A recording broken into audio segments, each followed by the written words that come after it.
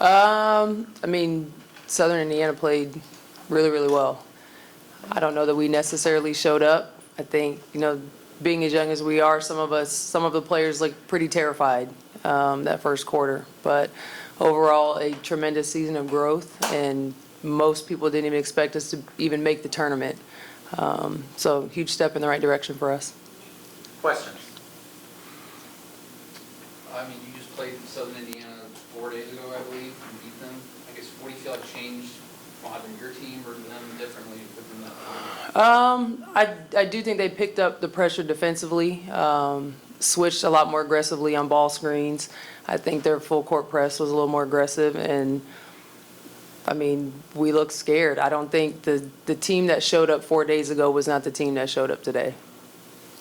Does that have anything to do with being in Evansville and the crowd size maybe for USI, or was that just an internal thing? I think it was probably more of an internal thing. Talk about the growth from early September, what you've seen from the freshmen, how they stepped up.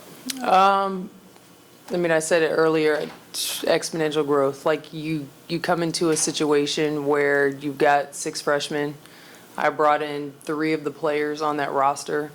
Everybody else was already here or recruited under the previous staff. So working to get buy-in from a young group early on is difficult. You're trying to build habits with the new players. You're trying to break old habits with the older players. But the buy-in was great, and it wasn't always easy for the staff or for the players. But, they showed up more often than not and put in the work. Where do you go from here? How do you keep rebuilding? Just trying to find more pieces to complete the puzzle. Think we definitely need to get a point guard in here. We need some size. So definitely looking forward to finding those people when we go recruiting, and we've obviously got some commits already lined up. But just trying to build a bigger roster, compete with these other teams in the OVC. What did you just learn this year, about yourself as a coach and just taking over a program? I have a lot more patience than I ever thought I did.